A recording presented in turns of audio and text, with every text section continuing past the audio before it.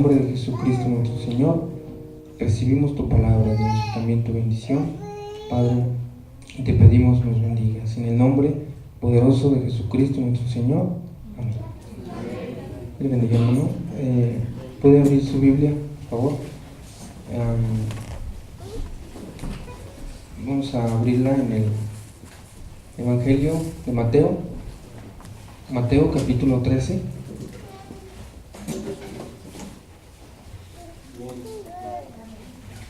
¿Tiene el capítulo 13 de Mateo? Bien, dice en el versículo 31. Ahí está. Dice: otra parábola le refirió diciendo: el reino de los cielos es semejante al grano de mostaza que un hombre tomó y sembró en su campo, el cual a la verdad es la más pequeña de todas las semillas, pero cuando ha crecido es la mayor de las hortalizas y se hace árbol, de tal manera que vienen las aves del cielo y hacen nidos en sus ramas. Entonces, hermano, damos gracias a Dios por permitirnos estar en su casa, ¿verdad? Por permitirnos la vida, la salud, todo lo que tenemos, es a Él, ¿verdad? Todo, don perfecto, toda buena dádiva, todo lo bueno que pudiéramos tener, viene del Señor, ¿verdad? Y es por eso que debemos estar pues, muy agradecidos al grado de entregarle al Señor nuestras vidas. Vamos a dar la bienvenida a unos hermanos que nos visitan. Nuestro hermano Jorge Humberto Portillo y su esposa María Elizabeth Ortiz y sus hijos. Hermano, bienvenido. ¿Puedo ponerse de pie para que conozcan la iglesia, por favor? Que Dios les bendiga, no está en tu casa. Mucho gusto con me da gusto, ¿verdad? Que personas vengan nuevas, ¿verdad? A la iglesia. Y pues ellas vienen acompañando a nuestra hermana Dayanita también. Que Dios les bendiga. Y vamos a empezar, hermanos. Anteriormente, no sé si algunos de ustedes se acuerdan, habíamos llevado un tema que le hemos titulado El Reino de Dios. Y veníamos hablando de las parábolas de Mateo 13. En el Mateo 13 aparecen 7 parábolas en las cuales el Señor expresa lo que es el reino de Dios, ¿verdad? Expresa cómo se maneja, expresa de qué manera es, ¿verdad? Cuáles son sus, ¿cómo le podría decir? Sus cualidades, cuáles son sus propósitos, su manera de trabajar, de operar, todo eso, ¿verdad? Ahí lo encontramos en Mateo 13. Y esta parábola, hermano, habla de la semilla de mostaza. Y como título es el tema El Reino de Dios, o tema no tengo, ya con la predicación va a salir. Entonces encontramos en esta parábola, hermano, que el Señor les dijo otra parábola les refirió, que el reino de los cielos, el reino de Dios, es semejante a una semilla, a un grano de mostaza que un hombre tomó y sembró en su campo. El Señor, en varias ocasiones tomó esta alegoría, esta semejanza de la semilla de mostaza para enseñar algo. Le digo que es hermoso cómo el Señor nos habla, ¿verdad? A planos humanos, a planos que podamos entender, a planos que podamos hacer, ¿verdad? El Señor nos hubiera podido hablar allá del universo, de las estrellas, todo eso, pues no, nunca lo hubiéramos comprendido, ¿verdad? Pero lo simple y lo sencillo, así es como el Señor nos habló. Entonces habla de la semilla de mostaza. Estoy investigando un poco sobre esta clase de semilla. Bueno, es una semilla así de pequeñita, no sé si alcanzan a ver. ¿Alcanzan a ver? Sí. Ok. Tienen buena vista, ¿verdad? Bueno, es algo así de ese tamaño, pequeñita, muy muy pequeña. Entonces, esta semilla es una hortaliza, no es un árbol. Una hortaliza pues es algo que no es un árbol, se expande, es muy grande, y lo busqué y la más popular de ellas se llama ¿cómo era? La mostaza negra, algo así, era mostaza negra, es la traducción, no me acuerdo el nombre original, se me olvidó. Pero esta semilla es una pequeñita, así bien pequeñita, esa semilla, pero tiene un crecimiento increíble, que en cuanto se dan las condiciones, es sembrada en la tierra, o se da en la tierra y le cae agua y todo, ¡pum!, se va para arriba, ¿verdad? Lo máximo que puede medir, o la capacidad que mide, son 4 metros de altura. ¿Se imaginan? 4 metros de altura, y luego se expande así hasta alrededor. El Señor dice, bueno, a la verdad, la semilla de mostaza es la más pequeña de todas, Dice, pero cuando crece, llega a ser una hortaliza grande, muy grande. Dice que llega a ser semejante a un árbol, o que llega a ser como un árbol, ¿verdad? Entonces dice que aún en ese árbol, dice de tal manera que vienen las aves de los cielos y hacen nidos en sus ramas, ¿sí? Entonces este tipo de semilla, ese tipo de arbolito, de hortaliza, tiene esas cualidades, que tiene un crecimiento increíble. Entonces el Señor lo tomó y lo asemejó al crecimiento del Evangelio, el crecimiento del reino de los cielos. ¿Cómo fue que la pequeña, la más chiquita de todas las, ¿cómo se llaman?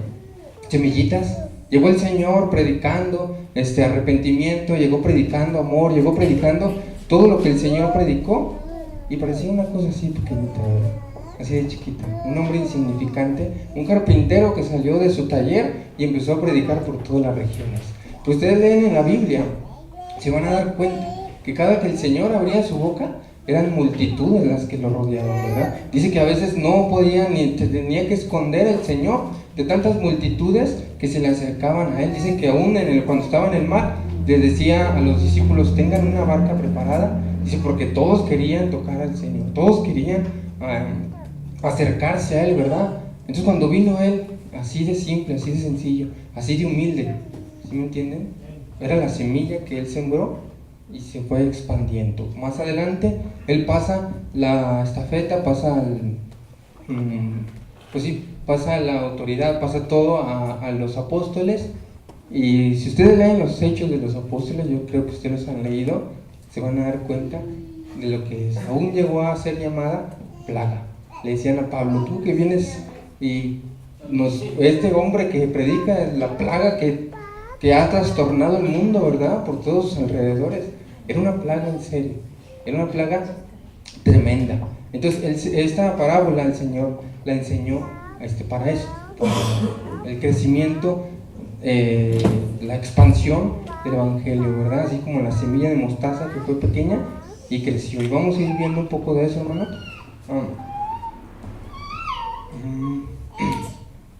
Bueno, todo comenzó con el Señor Jesús. La palabra evangelio en el griego es evangelizo, así se pronuncia, es en el griego y quiere decir buenas nuevas, buenas noticias, un buen mensaje. Es el evangelio de Jesucristo, buenas noticias a tu vida, buenas noticias a tu familia, buenas noticias a ti, ¿verdad? Ese es el evangelio de Jesucristo, ¿sí? El evangelio de Jesucristo, de eso se trata, hermanos, traerte a ti buenas noticias, traerte a ti salvación, traerte a ti perdón de tus pecados, ¿verdad? Ese es el evangelio de Jesucristo. Entonces Jesús anuncia las buenas noticias, comienza a predicar, ¿verdad? En Mateo 1, 21 al 28 lo encontramos. Después los apóstoles anuncian el evangelio por medio del Espíritu Santo. Se empieza a expandir, ¿verdad? No sé si ustedes se acuerdan cuando llegó el Espíritu Santo allí donde estaban los 120 y se acercó un montón de gente, ¿verdad? Y dijeron, oh, esos son borrachos, ¿verdad? ¿Qué alboroto es ese? Entonces se levantó Pedro y dijo, no, hermanos, lo que ustedes están viendo no es que estén ebrios, ¿verdad? Y ya empezó a explicarles y a decirles. Dice que en ese momento 3,000 personas de las que estaban ahí se convirtieron. Y luego después se pasó a los discípulos de los apóstoles. Ahí en 2 de Timoteo, en el 4, del 1 al 6 lo encontramos, ¿verdad? Llega el apóstol Pablo y le dice a Timoteo, dice, ¿sabes qué? He terminado con mi carrera, he peleado la buena batalla, he corrido la carrera de la fe, ¿verdad? Dice, y luego le da instrucciones a él y le empieza a decir, mira tú, hombre de Dios, huye de todas estas cosas. Y le empieza a decir, diciéndole, ¿verdad? Como pasándole lo que es supuesto, por así decirlo, ¿verdad? A Timoteo.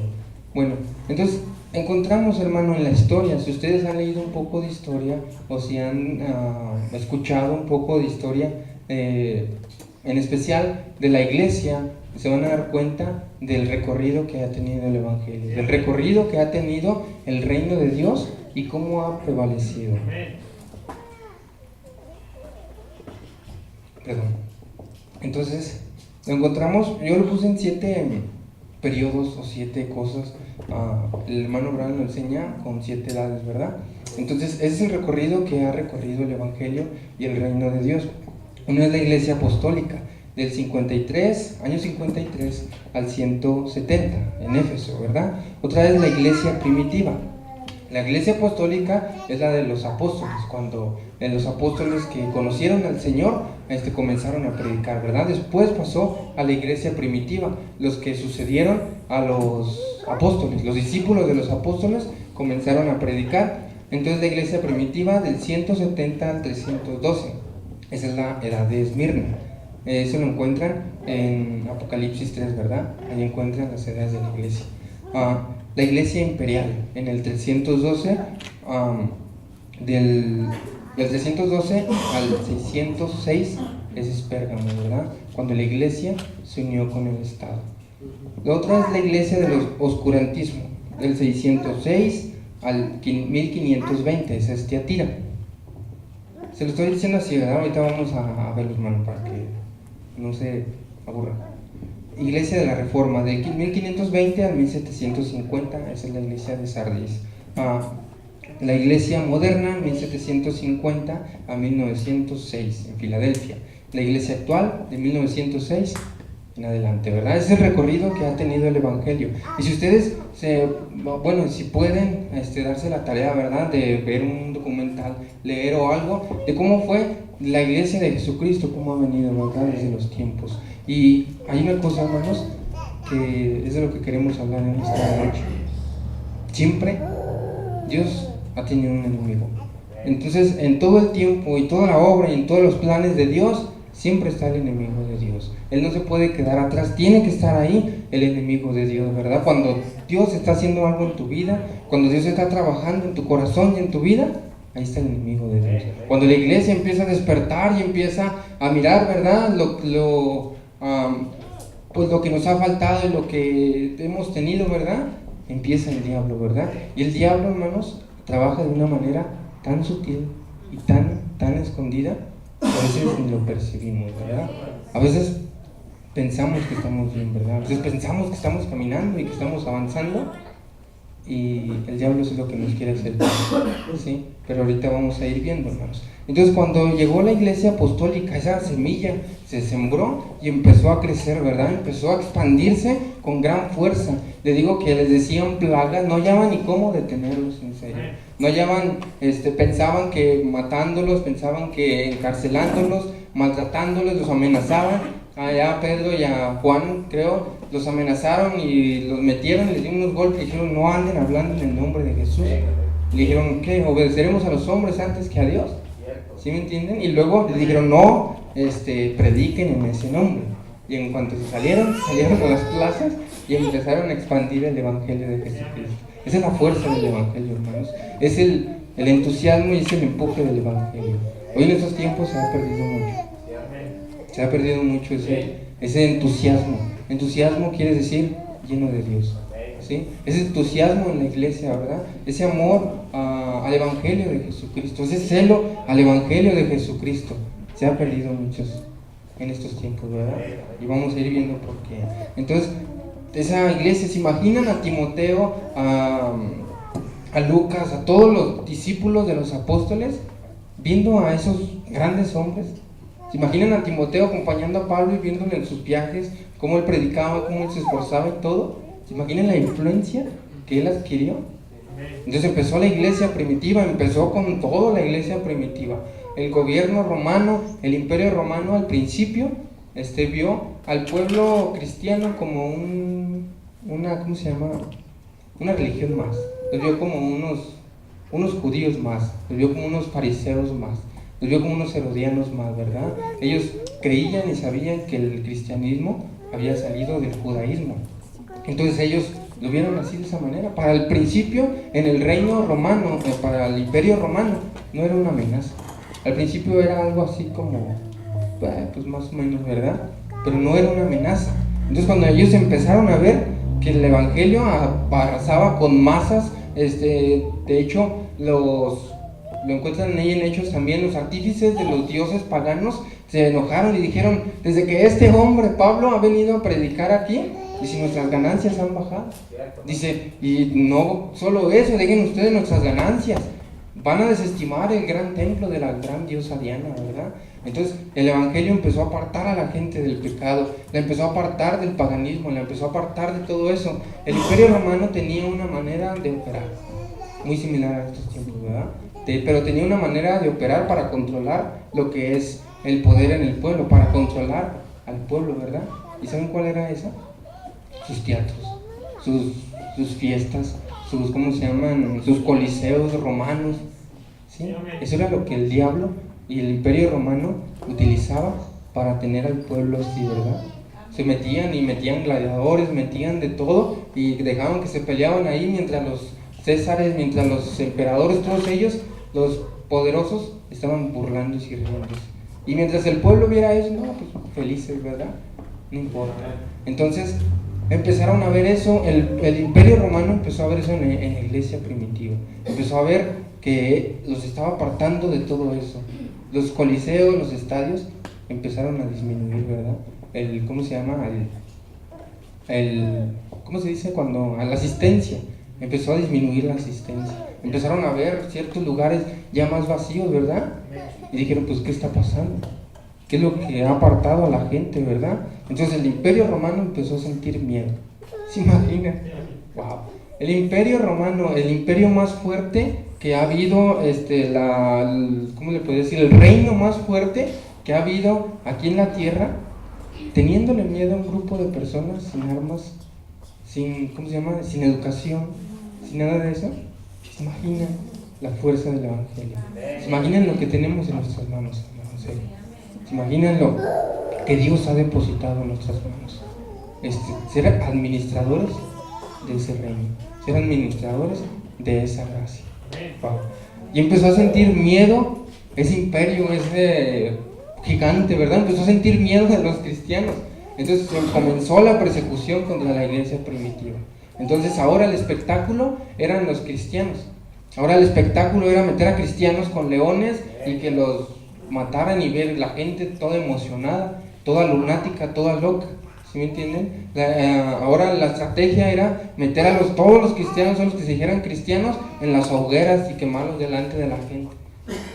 Pero fue algo contraproducente. ¿Saben qué pasaba cuando ellos hacían eso? Dice que cuando estaban allí en el coliseo, que estaba el estadio, dice que miraban a esas personas morir cantando. Veían a esas personas morirse abrazándose y besándose. Veían a esas personas que les picaban con cuchillo, les laceraban, les cortaban la piel, les sacaban los ojos, los quemaban y decían, ¿reniega de tu fe? No. ¿Reniega de Jesús? No. ¿Se imaginan el impacto de esas personas? Entonces dice que empezaron a convertirse. Por un cristiano que mataba, como 10 se convertían. Wow. Entonces el imperio romano se dio cuenta de eso. Se dio cuenta de eso, que no funcionaba. Entonces pasó el tiempo y algún demoníaco y tremendo, el diablo, ¿verdad? Supo. Así es el diablo, hermano. Cuando tú estás fuerte, cuando tú estás avanzando, cuando tú estás caminando, llega el diablo, ¿verdad? Y te pone algo. Cuando la iglesia está fuerte, cuando la iglesia ha recibido la revelación de la palabra, tiene que llegar el diablo a fuerzas y denominar. Tiene que llegar el diablo a fuerzas y meter su cuchara, ¿verdad? Entonces comenzó la iglesia primitiva, no había quien los parara, ni las persecuciones, ni las muertes, ni las cárceles, nada, había quien los parara, hasta que a un hombre se le ocurrió. Hay un dicho que dice en el mundo, si no puedes con el enemigo, únete a él. Entonces salió un hombre, ¿verdad? El cristiano, y dijo, no, pues si no podemos contra los cristianos, pues hay que unirnos. Entonces lo que hizo este hombre fue que se declaró cristiano. Entonces cesó la persecución de los cristianos. Y al parecer, al parecer superficial, parecía bueno. Era bueno, dejaban de morir, dejaban de esto. Parecía muy bien, ¿verdad? Sí, así parece la iglesia en estos tiempos. Parece muy bien, ¿sí? Parece muy bien que estemos, pues con las actividades de la iglesia, con los días de campos, con las idas al cine. No me refiero a esta iglesia, estoy hablando por fuera. No sé, al estar cómodos, al tener vida, trabajar, a estudiar, a todo eso, ¿no? Estamos cómodos. Parece bueno, y es bueno, no crean que estoy diciendo que no. pero todo lo que te aleja de Dios es enemigo de Dios. Todo aquello que consume tu tiempo hacia Dios es un enemigo, ¿sí? Es algo que está en contra de Dios, y así es el diablo. Entonces vio eso y salió Constantino el Grande y dijo, no, pues hay que ser los cristianos. Entonces cesó la persecución contra los cristianos. Entonces aquellos obispos, aquellos pastores, aquellos cristianos empezaron a tener un puesto en la político, un puesto grande, un puesto algo. Ahora aquellos que eran perseguidos y eran quemados estaban sentados en las sillas, y ahora comenzó al revés. Ahora los cristianos empezaron a perseguir a los paganos. Más adelante hablamos de eso. Bueno, pero allí hubo algo que, ¿cómo se llama? Que marcó la historia de la iglesia, la marcó para siempre. De ahí a estos tiempos la iglesia nunca fue igual, ¿sí?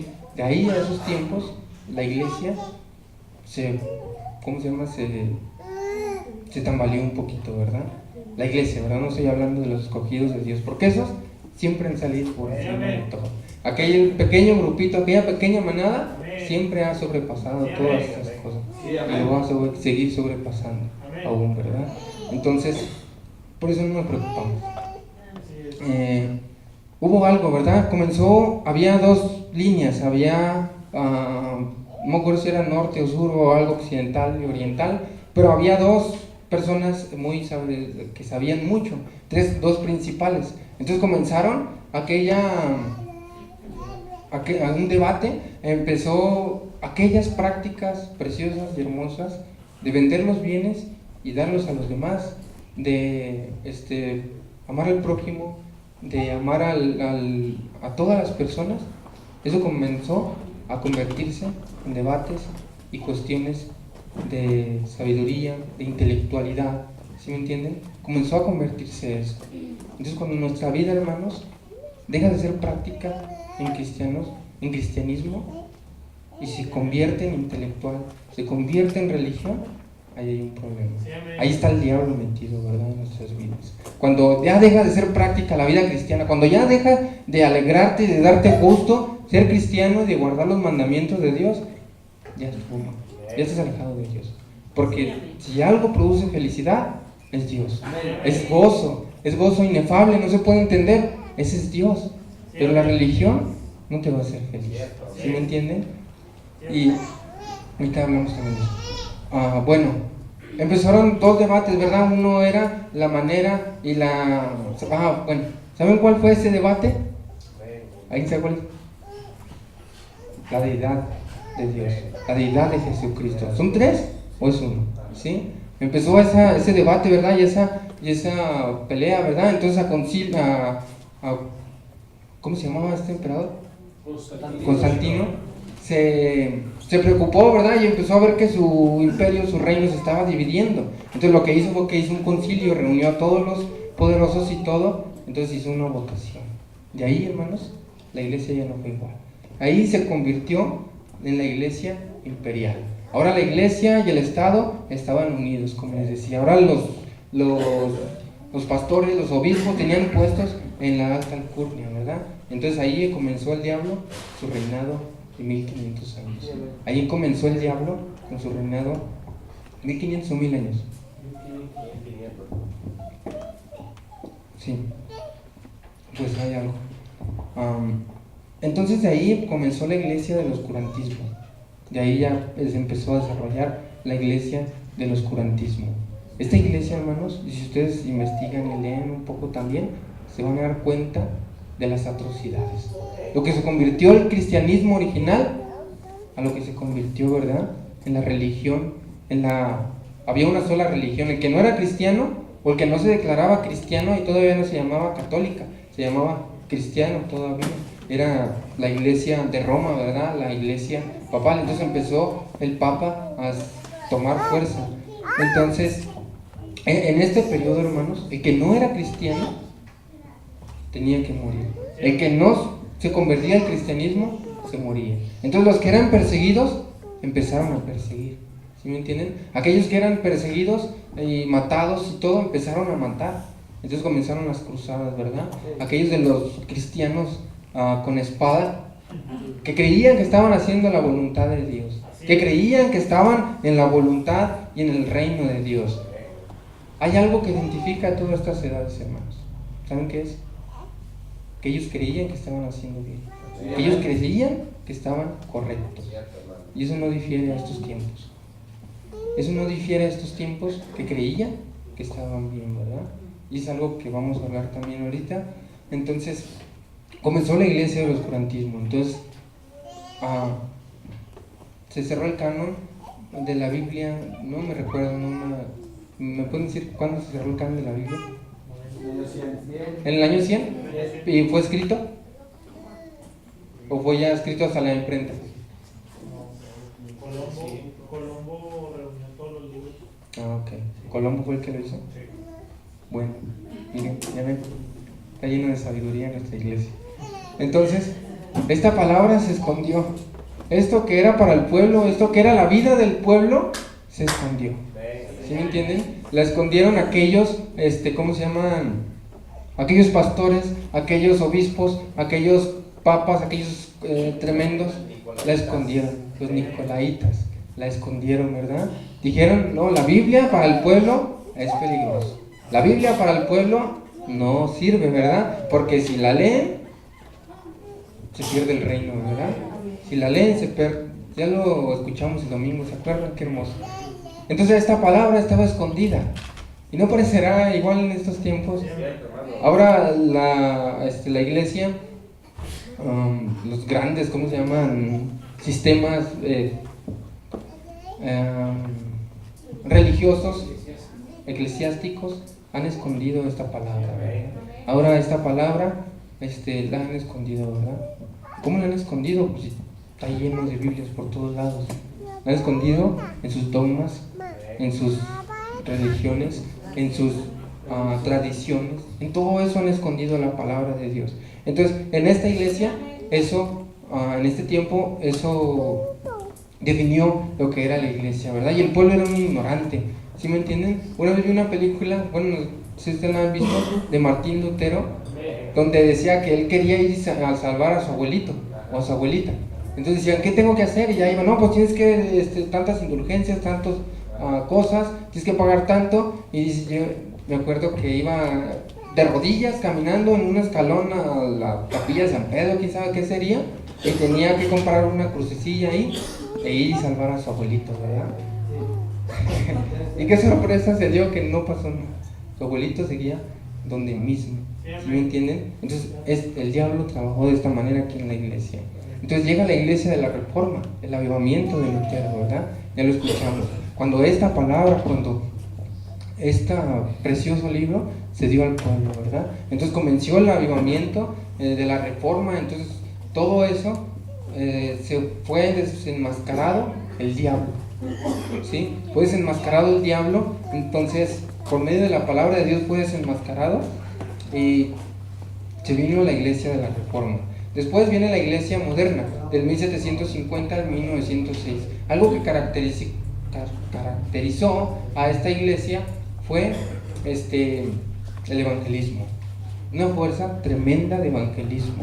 Fue en el tiempo donde las iglesias, donde se formaron iglesias, grupos, entonces comenzaron a mandar misioneros por todo el mundo. Se empezaron a dar las traducciones a muchos idiomas.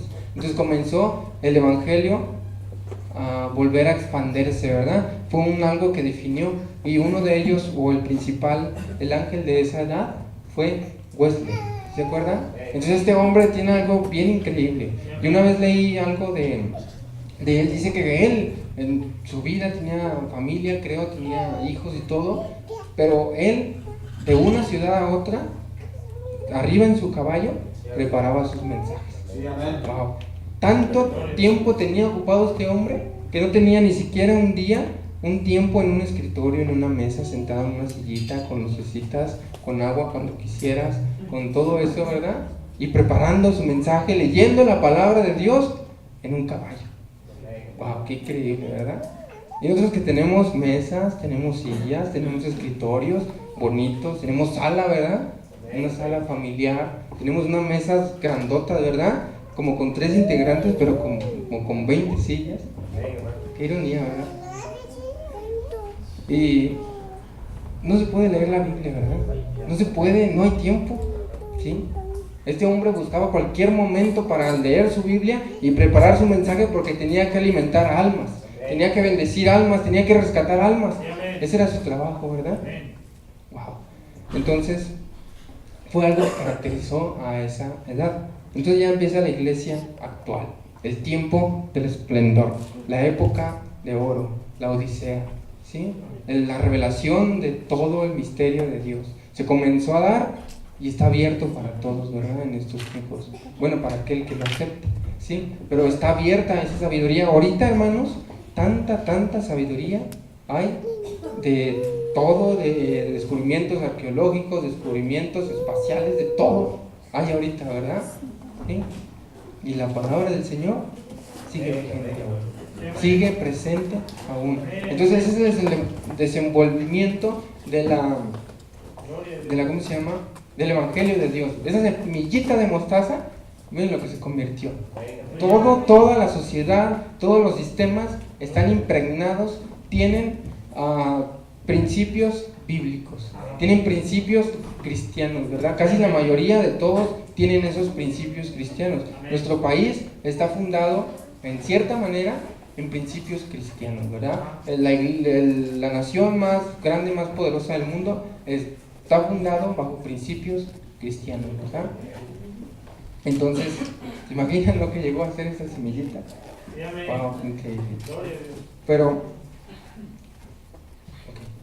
Dios, hermanos, ha lidiado con su pueblo desde el principio. Todo lo que les hablé, las hogueras, el oscurantismo, todo, Dios siempre llevó a su pueblo de la mano. Siempre llevó a sus hijos de la mano. Tal vez poquitas personas, pero ahí va, ¿verdad? Ese pueblo de Dios de la mano del Señor. Y ahorita es igual, hermanos. El pueblo de Dios va guiado por la mano del Señor. Va guiado por la palabra del Señor. ¿Sí me entienden? A lo mejor son poquitos, o somos poquitos, ¿verdad? Pero la mano del Señor nos está guiando. Entonces, el enemigo de Dios atacó a la iglesia de Jesucristo desde un principio, lo que les decía. Todo lo que hizo el tremendo ese, y aún lo sigue haciendo. Entonces, el primer ataque, hermanos, fue muerte y persecución. No, hermano, perdón, ya. Es que siempre anoto las cosas y digo, ay, Señor, ayúdame, y batallo mucho porque tengo que escribir afuera. Yo tengo que escribir porque si no, es la manera que Dios me ayuda. Pero ya les dije todo lo que tenía que adelantar. Bueno, pero un ataque del enemigo, hermanos, para el día de hoy, yo he descubierto dos, y muy fuertes. Dos que están con todo, ¿verdad? Y uno, el principal, que yo creo que es el principal ataque para la iglesia del Señor Jesucristo en estos tiempos, la ignorancia. El pueblo está muy ignorante, ¿sí? Desde el tiempo antiguo también, esa era una falla, ¿verdad? Pero en estos tiempos se ha dado más. Como les decía, en el tiempo del esplendor, en el tiempo donde está todo desatado, los sellos, las edades, todo está descubierto, pero el pueblo sigue ignorante. Qué increíble, ¿verdad? Nuestros niños siguen ignorantes, nuestros jóvenes siguen ignorantes, nuestros ancianos siguen ignorantes. ¿Por qué? Algo ha fallado en nuestra experiencia. En algo nos hemos confundido. El enemigo de Dios nos ha tomado. Entonces, una es la ignorancia. En eso abarca todos los sistemas. El social, todo. La ignorancia es mala, ¿sí? No es buena, ¿sí? Bueno. Y la otra, hermanos, que yo creo que es un ataque y un enemigo de Dios terrible, es la religiosidad. Es ser religioso, ¿sí? Me refiero a religioso, no me refiero en el sentido de... Porque la Biblia habla de una buena religión, de algo que es bueno. Si alguien, dice el apóstol, dice Santiago en su carta, dice, si alguien se considera religioso, bueno, la religión pura y sin mácula es esta, que visitéis a los huérfanos, que visitéis a los enfermos y todo eso, ¿verdad? Hay una buena religión, pero hay algo, hermanos, que es religión que se esconde en la vida de muchos cristianos, eso es lo más peligroso para la mente y para el corazón, de una persona, ¿verdad? Entonces, religiosidad, cuidado y rigurosidad en el cumplimiento de las obligaciones religiosas. Vamos a leer una escritura de Mateo 23, del 1 al 12.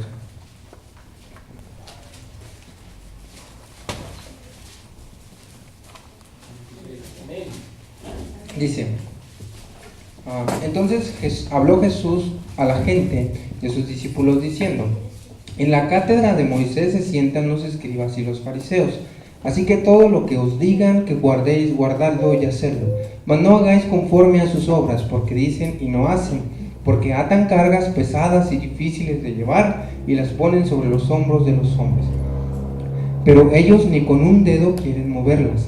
Antes, hacen todas sus obras para ser vistos por los hombres, pues ensanchan sus filacterias aquí en uno de los... ¿cómo le podría decir? ¿Cómo? Bueno, filacterias, para los que no saben qué es, dice aquí Scofield, las filacterias eran pequeñas cajas donde se guardaban versículos de la Escritura y se llevaban en la frente y en el brazo, que describe el uso adecuado y espiritual de los mandamientos de Dios. Esas eran las filacterias, como cajitas. No, ellos no tenían una Biblia, ¿verdad? Tenían cajitas donde guardaban versículos y era apreciado para ellos.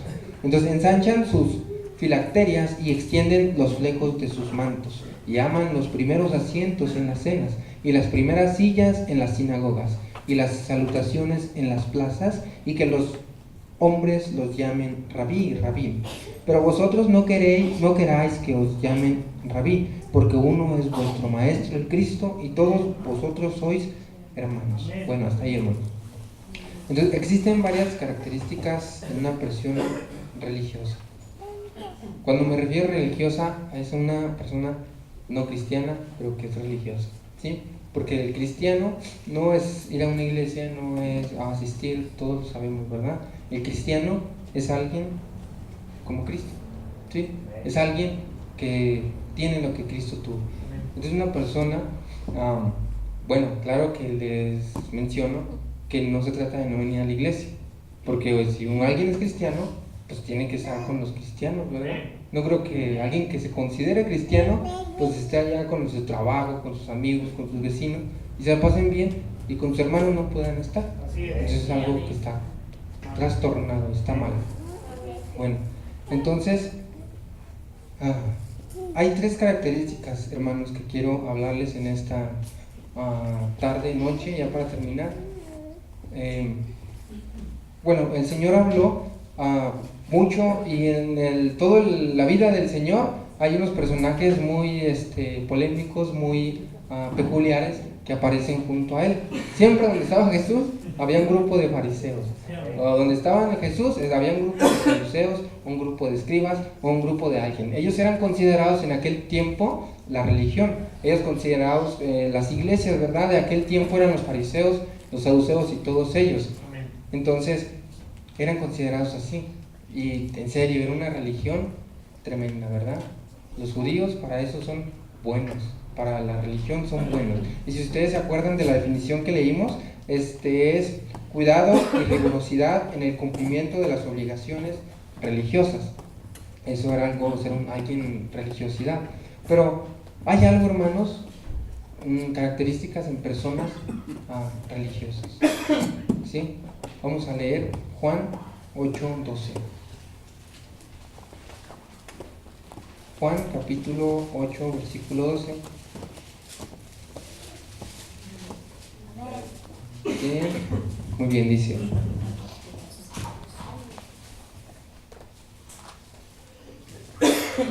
otra vez Jesús les habló diciendo: yo soy la luz del mundo, el que me sigue no andará en tinieblas, sino que tendrá la luz de la vida.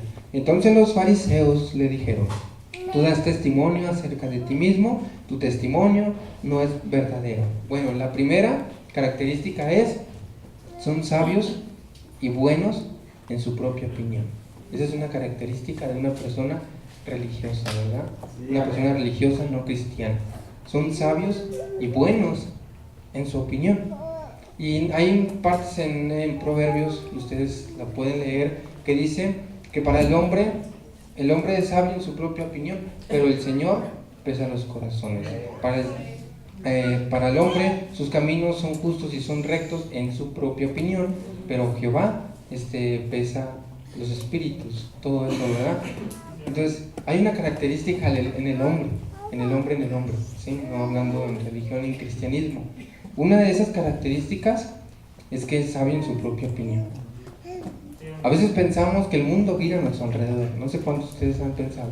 Una vez lo mencioné y yo creía y pensaba y me preguntaba y decía, todas las personas que están a mi alrededor, los sistemas, todo, ¿no será causa de mí?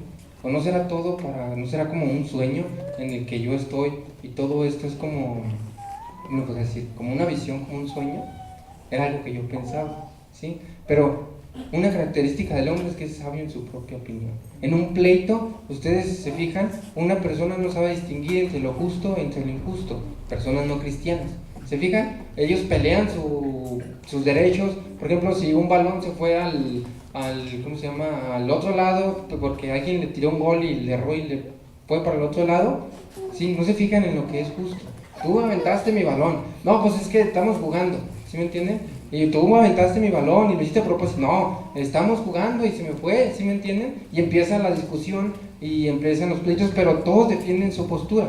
Después llegan los papis de esos niños y empiezan a decir, ¿qué traes con mi hijo? No, pues ¿qué traes tú? Y empieza el pleito, ¿verdad?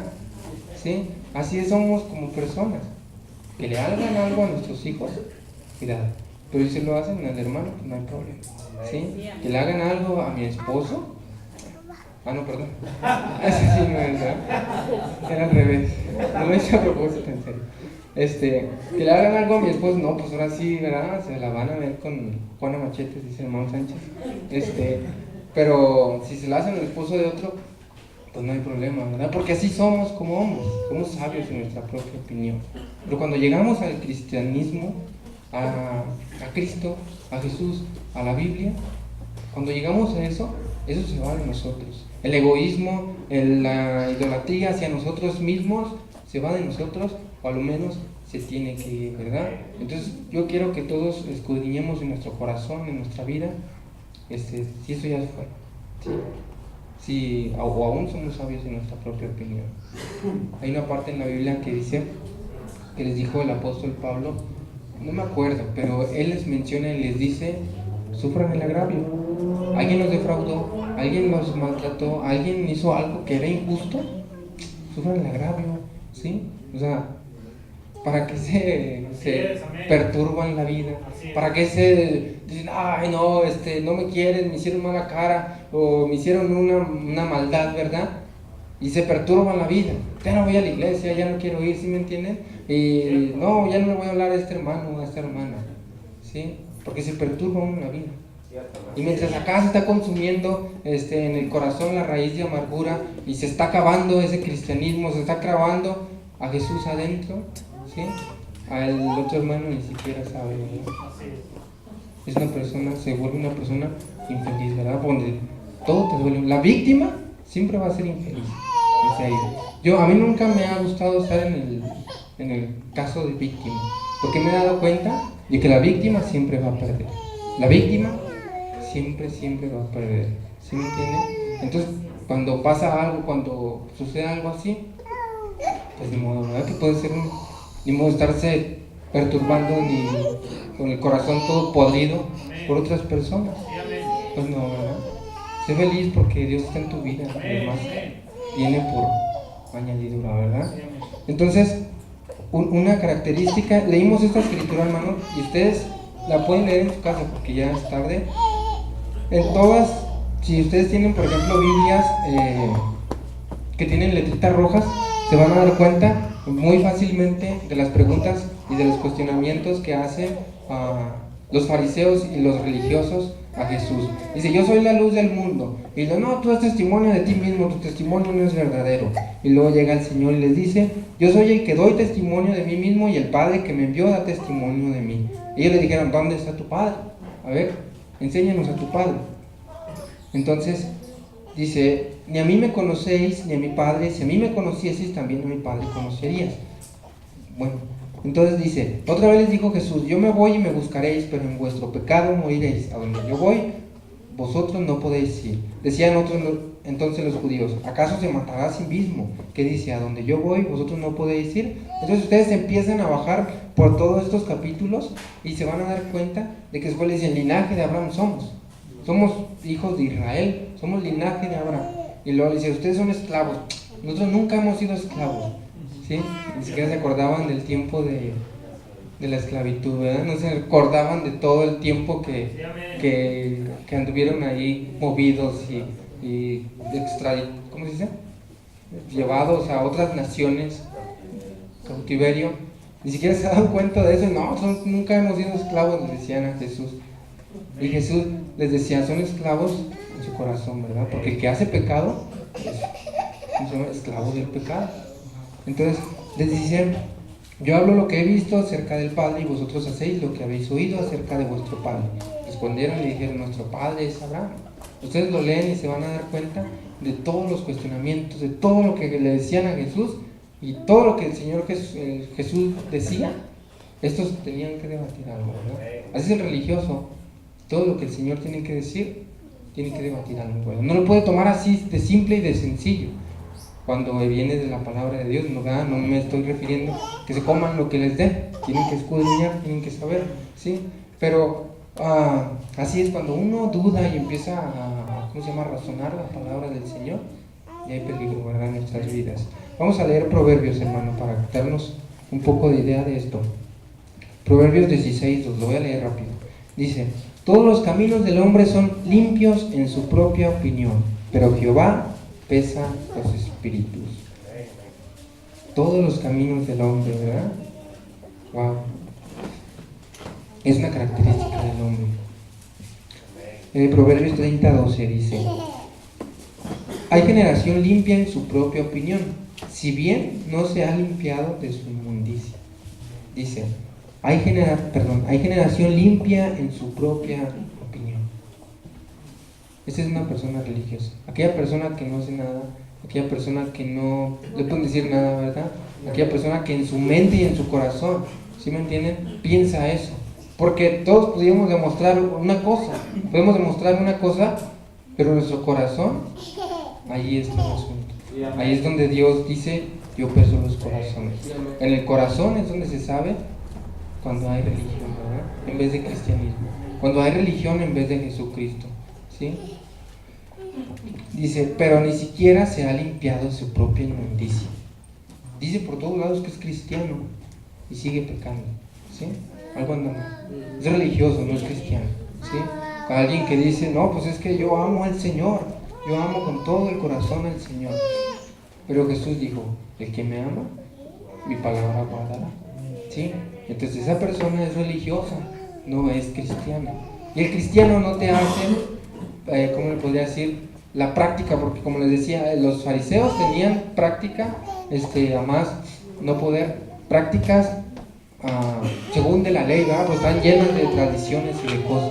Entonces, lo que venir temprano a la iglesia, pues no me hace cristiano, ¿sí me entienden? Venir a apoyar la causa, traer agua y todo eso no me hace cristiano. Aún estar aquí parado y predicar, no me hace cristiano, ¿sí? Se supone que porque soy cristiano estoy predicando, ¿sí me entienden? Se supone porque somos cristianos y obedecemos y amamos al Señor, podemos decir que somos cristianos, ¿sí me entienden? Pero, todo lo demás, todo eso está súper bien. Y yo creo que un cristiano que no hace eso está mal, ¿sí? A lo mejor anda fallando, si a lo mejor es cristiano, pero anda ahí medio chocón o algo. Hay un cristiano que no hace cierto tipo de cosas como llegar temprano, porque eso, pues Dios siempre llega a tiempo y siempre llega temprano, ¿verdad?, en nuestras vidas. Entonces, todo ese tipo de cosas, y es algo bien simple, ¿verdad?, llegar temprano. Los que les cayó puedes decir ouch en vez de dice, ¿has visto hombre sabio en su propia opinión? Más esperanza hay del necio que de él. ¿Has visto hombre sabio en su propia opinión? Dice, más esperanza hay de el tonto. El necio quiere decir tonto que de él, ¿verdad? Wow, qué increíble, ¿verdad? Una persona que es sabia en su propia opinión, es peor que un necio, que un tonto, ¿verdad? Es algo de cuidado, hermanos, en serio. Yo es algo que he visto en mi vida. Si soy sabio en mi propia opinión, no puedo ser cristiano, ¿verdad? A lo mejor soy religioso, ¿sí? Pero si en todo yo estoy bien, pues soy juez, ¿verdad? No soy cristiano. Si yo creo que estoy bien en todo y en mi opinión, lo que yo hago, lo que yo digo, lo que yo pienso, lo que es mi familia y lo que es todo, está bien, algo anda mal, ¿verdad? El Señor dijo que se humille será enaltecido, pero el que se enaltezca será humillado, ¿verdad? Sí, amén. Entonces, el más pequeño en el reino de los cielos es el más grande allá arriba en los cielos. ¿Sí me entienden? Ese es el nivel del Señor. Bueno, otra característica de los religiosos es que son jueces. Mateo 9, del 10 al 15. Dice, y aconteció que estando él sentado a la mesa en la casa, he aquí muchos publicanos y pecadores que habían venido, se sentaron juntamente a la mesa con Jesús y sus discípulos. Cuando vieron esto los fariseos, dijeron a los discípulos, ¿por qué come vuestro maestro con los publicanos y pecadores? Al oír esto Jesús les dijo, los sanos no tienen necesidad de médicos sino los enfermos. Id pues y aprended lo que significa misericordia quiero y no sacrificio, porque no he venido a llamar a justos sino a pecadores al arrepentimiento. Entonces vinieron a él los discípulos de Juan diciendo, ¿por qué nosotros y los fariseos ayunamos muchas veces y tus discípulos no ayunan? Jesús les dijo, ¿acaso pueden los que están de bodas tener luto entre tanto que el esposo está con ellos? Pero vendrán días cuando el esposo les será quitado y entonces ayunarán. Todavía les alcanzó un poquito de religión a los de Juan. ¿Se fijan? Todo lo que está fuera de Jesús está mal, ¿sí? Todo lo que está fuera del Señor Jesús está mal. Entonces, estaban estos hombres, Jesús comiendo, ¿se imaginan? Ahí entre los publicanos y pecadores. Los publicanos para los judíos eran considerados traidores, eran considerados de las peores personas, aquellos que estaban cobrando los impuestos, ¿verdad? Personas corruptas, personas mal, ¿verdad? ¿Sí me entienden? Y los pecadores, pues ni se diga. Un pecador para un judío, pues aún tenían a los gentiles como perros, ¿se imaginan? Sí, amén. Y luego para los fariseos, ¿verdad? Esas personas limpias, que se lavaban las manos, se lavaban la cara, se bañaban quién sabe cuántas veces al mes, ¿verdad? A la semana. Porque no creo que se hayan bañado todos los días, ¿verdad? Porque en aquel tiempo era el agua más difícil. Pero para esas personas, ¿verdad? Así como eran ellas, ver al maestro, ver al maestro ahí comiendo y entre los pecadores y todo, ¿verdad? ¡Wow! ¡Qué increíble! Qué difícil es que en estos tiempos un hombre que con traje, que esté con su corbata, que esté en una iglesia grande y todo, se baje a predicar a un hospital, se baje a predicar a una plazada. Es muy difícil que ocupen esos puestos hoy en día.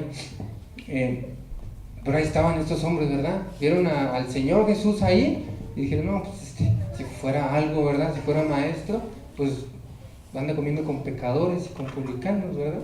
¿Sí? Entonces, o en otros tiempos, ¿verdad? Cuando andaban los apóstoles que iban caminando por el campo y entonces empezaron a recoger espigas y los fariseos los vieron, ¿verdad? Parece que los andaban cuidando y los vieron y dijeron, oye, no es lícito que tus apóstoles, tus discípulos hagan eso, ¿verdad? Y, ay, tremendos. Ustedes han cambiado la ley del Señor por sus tradiciones, ¿sí? ¿No habéis leído en la Escritura cuando David, cuando tuvo hambre, que fue y comió de los panes de la proposición? Dice, no nada más él, sino que le dio a los demás, ¿sí? Entonces, es una actitud de un religioso, ser juez, estar viendo, ¿verdad?, los defectos, estar viendo lo malo, estar viendo eso, ¿verdad? Entonces es algo que tenemos que tener cuidados. Entonces eso entra también en el ser sabio en nuestra propia opinión, ¿sí, verdad? Porque somos jueces, dice la Biblia, el que es juez, es juez, ¿verdad? Y no es hacedor de la palabra. Ahí también Santiago dice. Bueno, hay una parte en Mateo 7, del 1 al 6, que dice que no juzguéis para que no seáis juzgados. Ya vamos a estar terminando, hermano. Una persona religiosa, la tercera es que es hipócrita. ¿Sí? Una persona religiosa es hipócrita, ¿verdad? Y un hipócrita, ni el diablo los quiere, yo creo. Bueno, ese no quiere a nadie, ¿verdad? Pero una persona hipócrita es de lo peor que puede haber, ¿verdad? Una persona que es hipócrita. Y es algo terrible, hermano, porque muchas veces, casi la mayoría, participamos de esas cosas. ¿Cómo es posible que yo le pueda decir algo a mi hermano aquí, de mi otro hermano, pero a mi hermano no se lo puedo decir? ¿Sí? Es algo incongruente, ¿verdad? O ¿cómo puedo yo decirle a una persona por un apodo, ¿sí me entienden? Pero cuando está la otra persona no se lo puedo decir a él. Eso es hipocresía, ¿verdad? Yo le puedo decir a una persona, gordo, no, te fijaste al gordo lo que andaba haciendo, y luego ya cuando está el hermano dice por su nombre, ¿verdad? No quiero decir nombre porque siempre la riego. Y así es una persona hipócrita.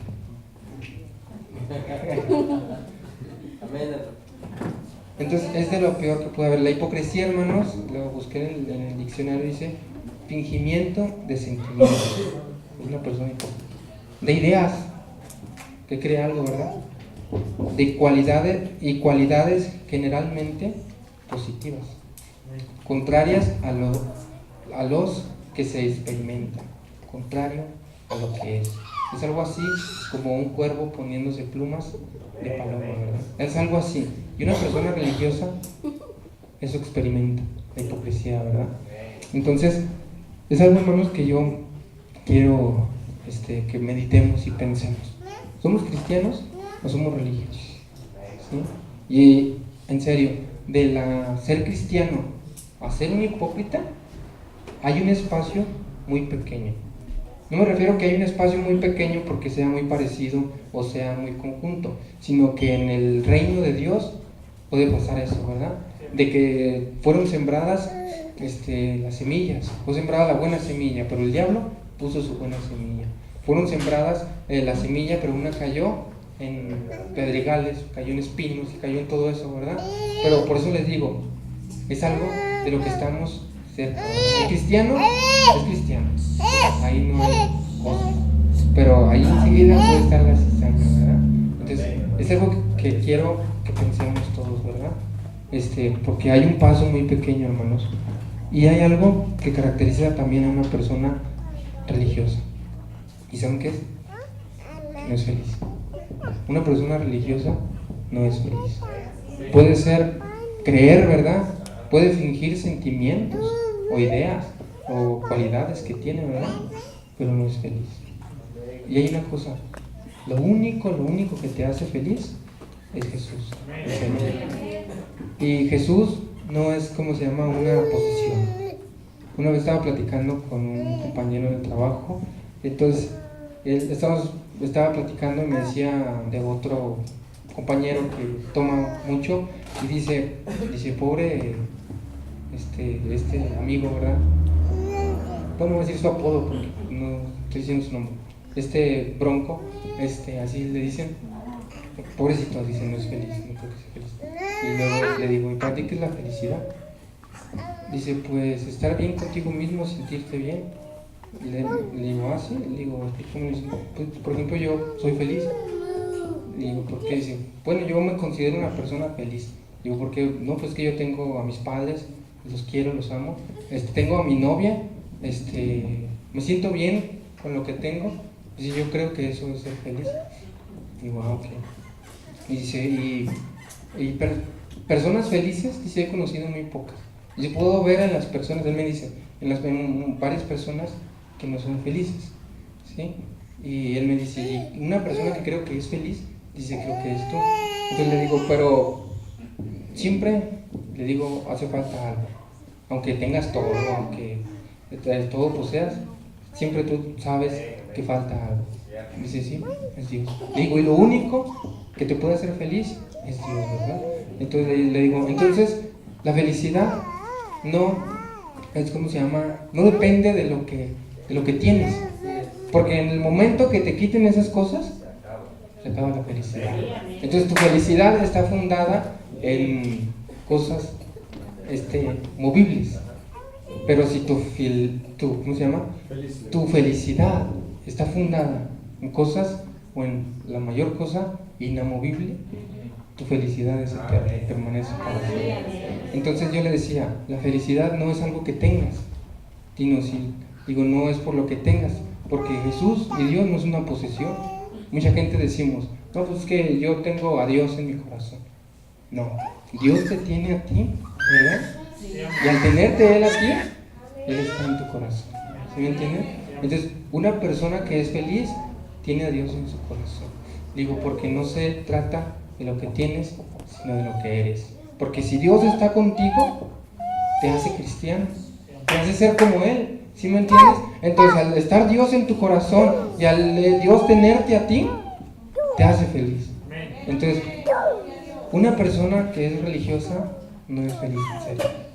No es feliz. Pero una persona que es cristiana y que Dios lo tiene a él en su camino, en su corazón, en su palabra, esa persona sí es feliz.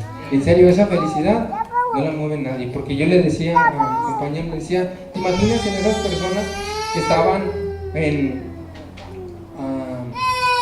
la hoguera, quemados, viendo a sus hijos que llegaban los leones y se los comían enfrente de ellos, viendo a aquellas mujeres que les abrían el vientre y les sacaban a los bebés, les metían ratas adentro? Digo, ¿tú crees que esas personas eran felices? Y sí, yo creo que sí. Él me dice, yo creo que esas personas sí eran felices, porque estaban a un pasito, a un pequeño paso de estar con el Señor. Están a un pequeño pasito de estar con el Señor. Y esa era su esperanza, esa era lo que ellos tenían en su corazón, ¿verdad? Era lo único que permanecía, esa esperanza, el poder ver al Señor, el poder ver al Maestro, ¿verdad? Y aún muchos testificaban que podían ver al Señor como Esteban. Dice que su rostro se vio como un ángel y él vio al Maestro, al Señor, sentado a la diestra del Padre, ¿verdad? A la diestra de Dios, a la poder, sentado en su gloria, en su reino. ¿Sí me entiende?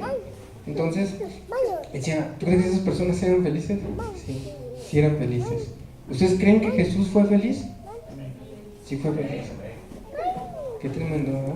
Porque vemos en Jesús, pues lo que vemos, ¿verdad? Los milagros, su fuerza, su empuje, todo lo que Él tenía. Y podemos decir, wow, ¿qué? Pues, ¿qué, verdad? Ahí nos quedamos con el qué, porque no hay nada que describa al Señor. Pero en sus, ¿cómo se llama? En sus ámbitos, en su vida, en su corazón, lo que había en Él, pues lo podemos ver en su palabra. Él lloró, ¿sí? Él tuvo sentimientos de dolor, tuvo sentimientos de angustia, tuvo sentimientos de todo eso. Pero eso no significa que no sea feliz, ¿verdad? Cuando tú tienes dolor, cuando tienes angustia, cuando tú tienes tribulación, eso no significa que no seas feliz, ¿sí? Porque de eso no estamos exentos nadie, ¿verdad? Pero si el Señor te tiene a ti, eres feliz, ¿sí? Entonces, póngase de pie, hermano, por favor. Y es con lo que quiero saber. Una persona que es religiosa no puede ser feliz. Y pues hay una fuente, ¿verdad? Hay una fuente, hay un manantial, hay algo que está brotando. Dice que Jesús, Cristo es la peña, ¿verdad? Es la peña, es el agua que está fluyendo, es la vida de Jesús en ti, ¿verdad? Si tú bebes de esa agua, si tú bebes de eso, ¿verdad? Jesús le dijo, al que yo le diere de beber agua, ¿cómo le dice? No tendrás sed jamás, ¿sí? No tendrás sed de cosas, no tendrás sed del mundo, no tendrás sed de la religión, no tendrás sed de todas las cosas más que del Señor, ¿verdad? Entonces yo te invito en esta noche que, pues, si algo de ello hay en tu vida, hay en nuestro corazón, ¿verdad? Que vengamos y lo ponamos delante del Señor. Que si tú por todos estos años has visto que has sido religioso, ¿sí?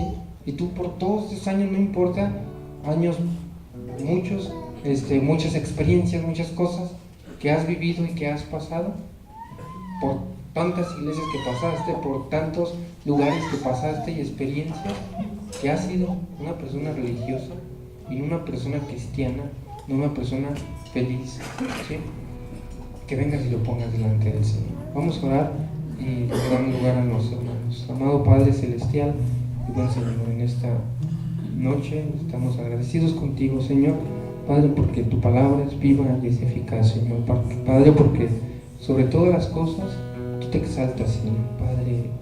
Padre, tú te exaltas, mi Dios, en tu pueblo, Señor. Tú te exaltas en tu palabra, Señor. Tú te exaltas en nuestra vida, Señor, Padre, y podemos ver tu mano poderosa en nuestras vidas, Señor. Gracias porque tú siempre eres alabado y eres bendecido, Señor. Porque si aún, Padre, los hombres no te alabaran, Señor, la creación entera te alaba, Señor.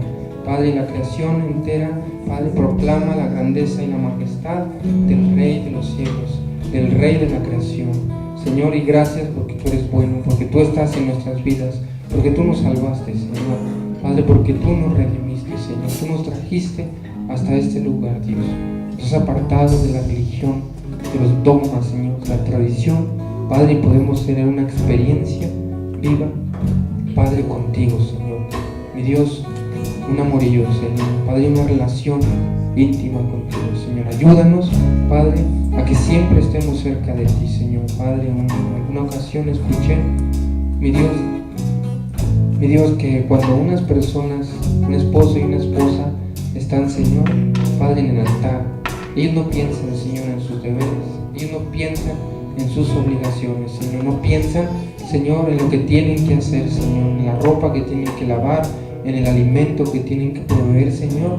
Padre, lo único que ellos piensan es en el amor que hay en sus corazones, Señor. Padre, y nosotros queremos pensar, Señor, en el amor que hay en nuestros corazones hacia ti, Señor, Padre, porque te amamos, Señor, y sabemos que tú nos ayudarás, Padre, a cumplir todas nuestras obligaciones, todos tus mandamientos, Señor, y todo lo que está en tu palabra, Señor. Padre, solamente te pedimos que nos ayudes y nos bendigas. En el nombre de Jesucristo, si hay una persona, Señor, que no te conoce y no te ha conocido, Señor, que hoy sea el día, Dios. Si hay una persona, Padre, que un día te conoció y que se apartó, Señor, del camino, Señor, que hoy sea el día, Señor, que ella vuelva a su primer amor, Señor. Te lo pedimos humildemente y nos humillamos delante de ti, en el nombre poderoso de Jesucristo, nuestro Señor. Amén. Adoremos al Señor.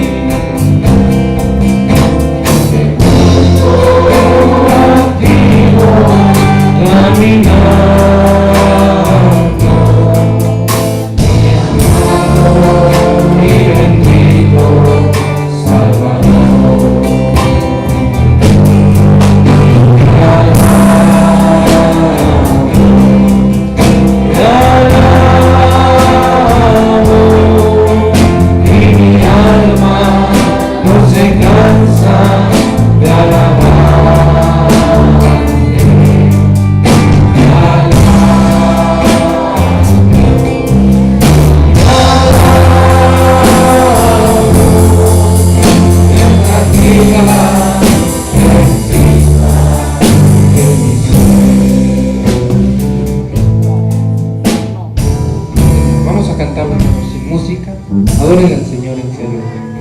Ahorita que tiene tiempo, ¿verdad? Adoren al Señor. Vamos a cantar esta parte sin música. Que sea su corazón alabando al Señor, ¿verdad? Que realmente el Señor pueda escucharlo, ¿verdad? El Señor escuchará una voz, te alabo, te alabo. El Señor escuchará eso. ¿Sí me entienden? ¿Al Señor le agradará ese sacrificio de labios? ¿Creen que le agrada al Señor eso? Vamos a cantar esta parte. Te alabo, y mi alma no se cansa de alabarte. Te alabo,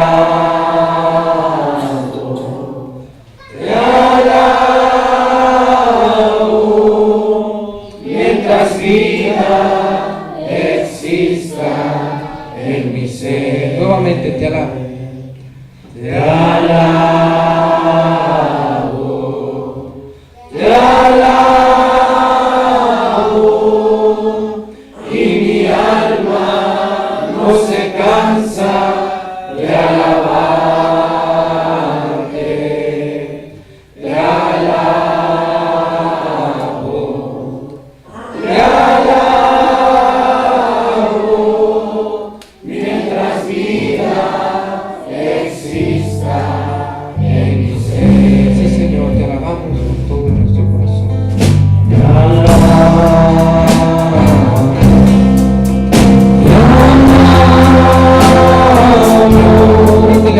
y mi alma no se cansa de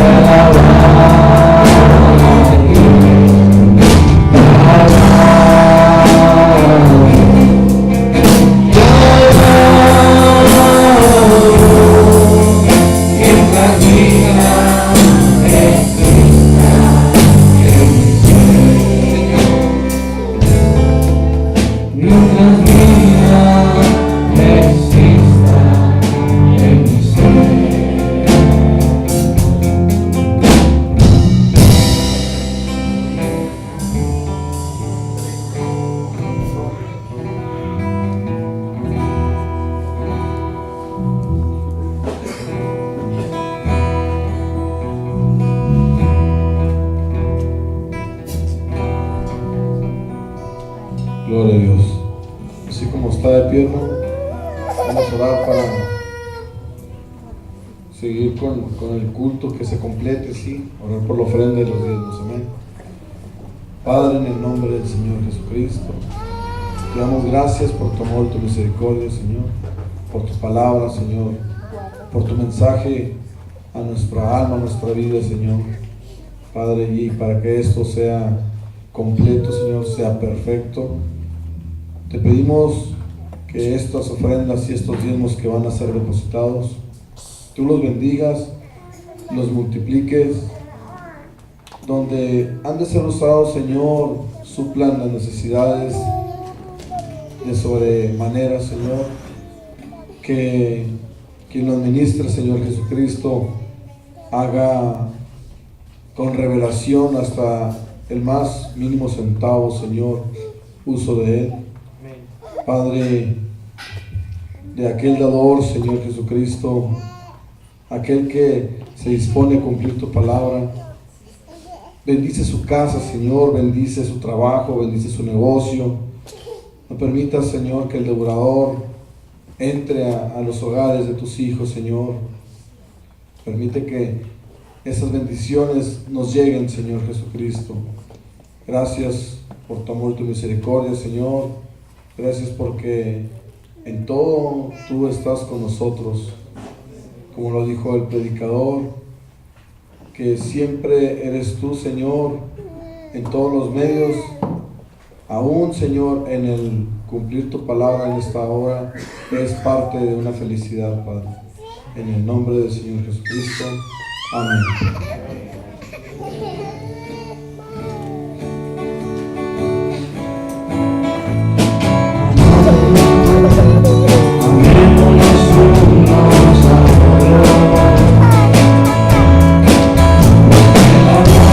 El amor de Dios y todo el que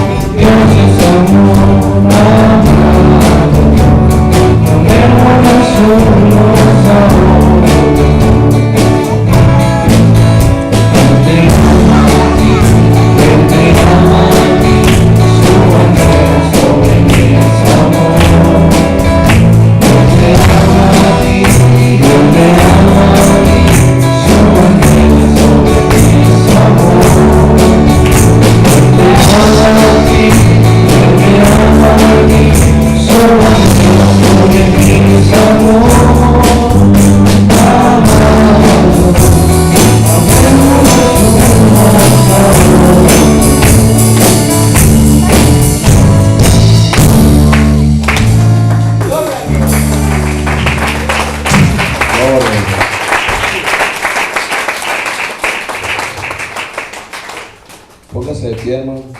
Vamos a ser despedidos. Disculpe la ejercitada, ¿no? Pero es por reverencia a la oración. Amén. Vamos a inclinar nuestro rostro y orar. Padre, gracias una vez más, Señor, porque nuestro gozo se ha cumplido, Señor. Sabemos que tú, Señor, preparaste este día en la eternidad para que nosotros estuviéramos aquí gozándonos alrededor de tu palabra, Señor. Como dijo el predicador, que el venir a la iglesia no me hace cristiano, pero si no estuviera aquí, no mostraría que soy cristiano. Oh, gracias por eso, Señor Jesucristo. Gracias por tu mensaje. Padre, que esto que aprendimos en esta noche, Señor, lo podamos transmitir el día de mañana, lo podamos digerir en nuestra cama, Señor, rumiar, Señor, esta palabra, poder agregar, ¿por qué no agregar de tu palabra este mensaje en nuestra mente, ahí en nuestra meditación, y poder, Señor Jesucristo, ser de bendición a aquellos que te buscan, a aquellos que te necesitan, que al fin de cuentas, Padre, para eso nos has llamado, para servir, Señor. Gracias, bendito Dios, porque te place tenernos con vida, te place tenernos con esas bendiciones. De esa manera que nos has traído, te pedimos que nos lleves a nuestros hogares, que guardes el camino, que guardes los vehículos, que permitas que lleguemos con bien, que aún en los sueños, si tú quieres, Señor, hablarnos, concédenos a una revelación de cada uno de los sueños, Padre. Si hay mensaje profético, Señor, concédenos, Señor Jesucristo, ser partícipe de esas cosas, Padre, porque mientras que tu palabra, Señor, esté viva aquí en la tierra, esas cosas van a pasar, Padre. Gracias por tu amor y tu misericordia. Llévanos, Señor, una vez más te lo pedimos con bien a nuestros hogares y permite estar aquí, Señor Jesucristo, el siguiente servicio, juntamente, como tu palabra nos enseña, que donde está el cuerpo muerto, allí se juntarán las águilas, Señor. Estar aquí nosotros, Señor, degustándonos de tu palabra. Amén. Jehová te bendiga y te guarde. Jehová haga resplandecer su rostro sobre ti y tenga de ti misericordia. Jehová alce sobre ti su rostro y ponga en ti paz. Amén. Amén.